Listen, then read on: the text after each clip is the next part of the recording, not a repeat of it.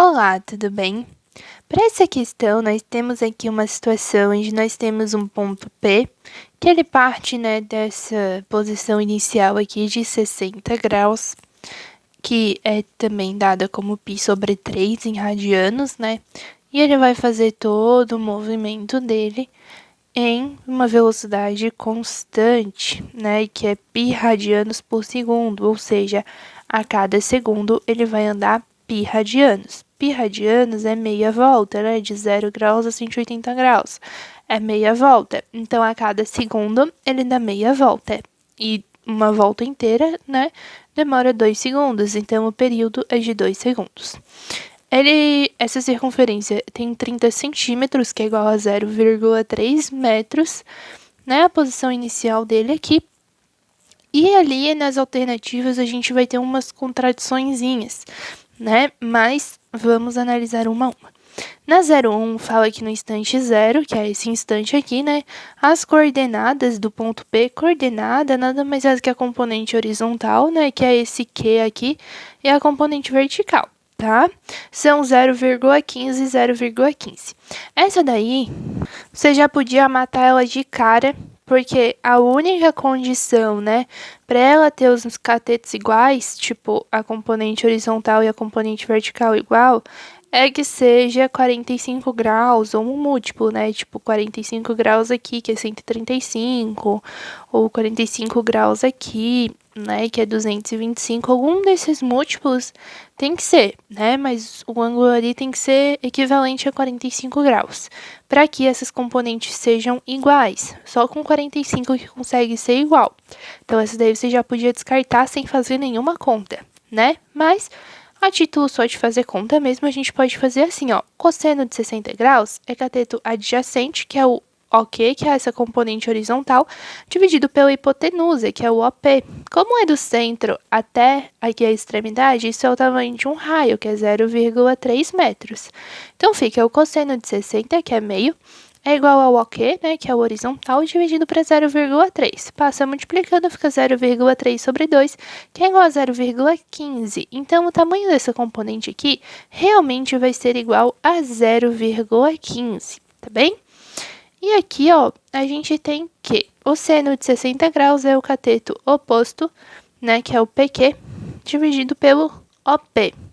Então, a gente tem que o seno de 60 graus é raiz de 3 sobre 2, o PQ, né, é o que eu quero saber, e a hipotenusa aqui, o OP, é 0,3.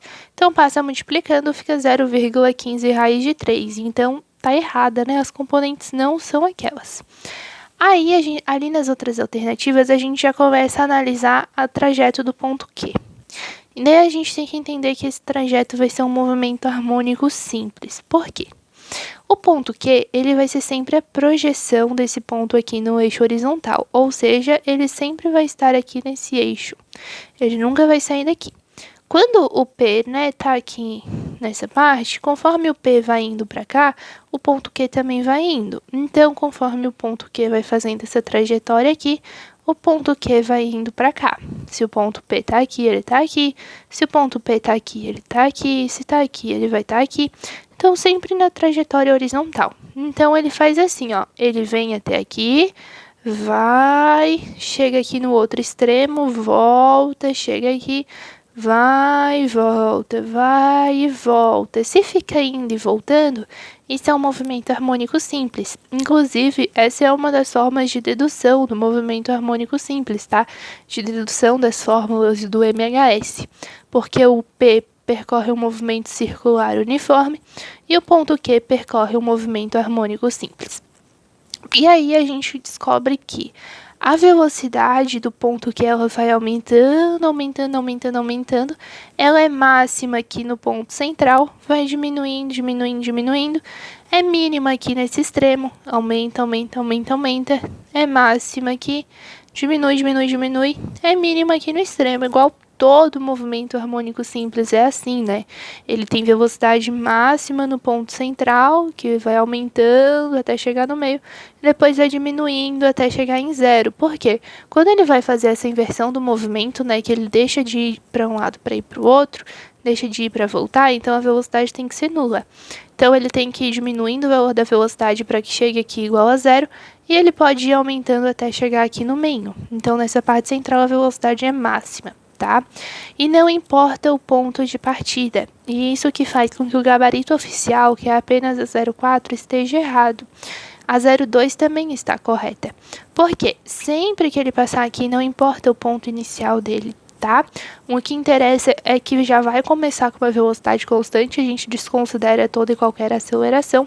Então, se ele já vai começar com uma velocidade constante, em qualquer situação, em qualquer ponto de partida, quando ele passar aqui pelo centro, ele vai sim ter velocidade máxima, tá bem?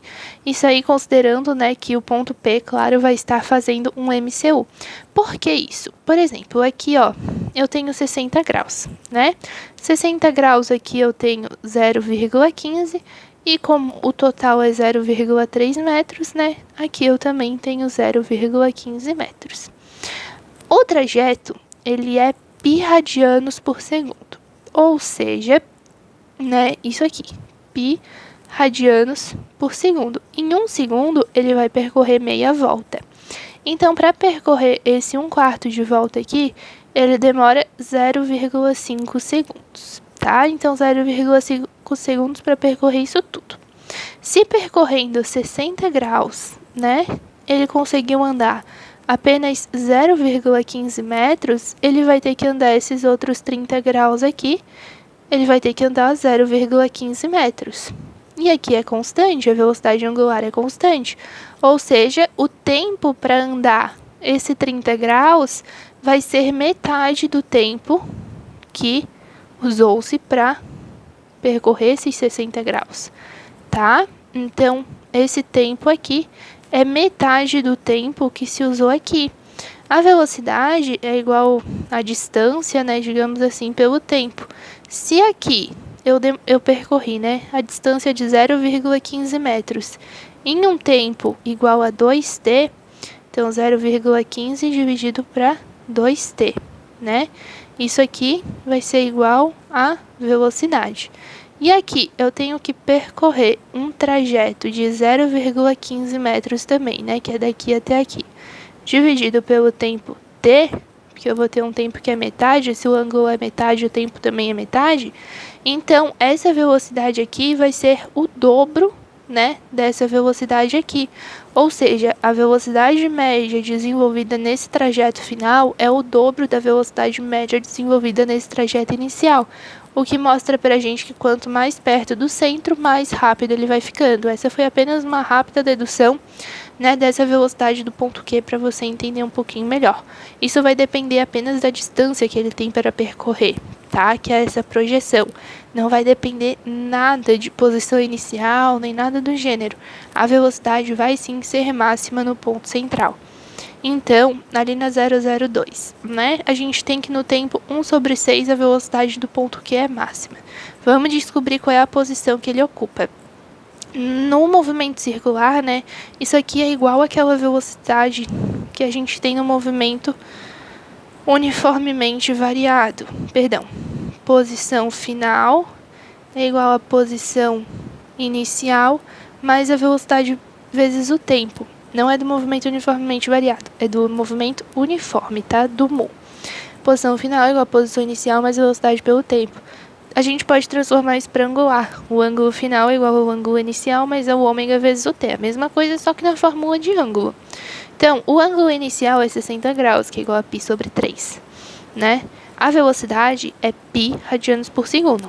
O tempo que eu tenho ali é 1/6. Então, eu vou lá e faço, né? π/3 mais π vezes 1/6, que é π/6. Somando essas duas frações, né? Aqui fica 2π/6 mais π/6 é igual a 3π/6, que é igual a π/2. Então, a posição final, né, é π/2. Então, ele vai parar exatamente aqui, onde o ponto Q está exatamente nessa projeção. Então, sim, a 02 está certa. A velocidade do ponto Q é máxima, né, nesse tempo 1/6. Na 04, fala que a velocidade do ponto Q é máxima para x igual a 0. Conforme eu acabei de demonstrar para você, se, né, a distância permanece constante nesses trajetos aqui, ali dado pelo próprio enunciado. Então, se eu tenho velocidade e tempo, que são grandezas inversamente proporcionais aqui, se eu tenho metade do tempo, eu tenho o dobro da velocidade. Então, a velocidade nesse trajeto é igual ao dobro da velocidade nesse trajeto. Se a velocidade aumenta, então sim, a velocidade é máxima nesse ponto, que também você poderia saber pela teoria do MHS. Na 08 fala que a frequência do movimento é 2 Hz. Isso aí foi uma confusão com o período, conforme eu falei para você no comecinho, o período é de 2 segundos, né? Mas a frequência a gente pode descobrir assim, ó. Ômega é igual a 2 vezes π vezes o f de frequência.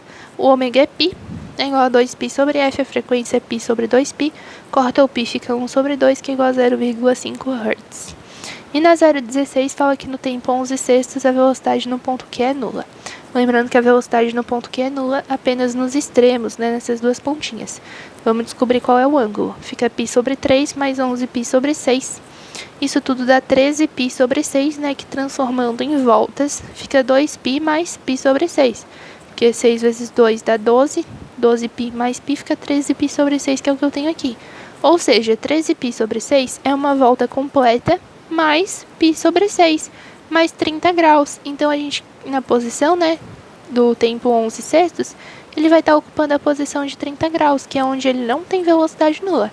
A velocidade é pequena, mas não é nula. Então, a 0,16 está correta. Um gabarito mais adequado seria realmente 0,6, tá bem?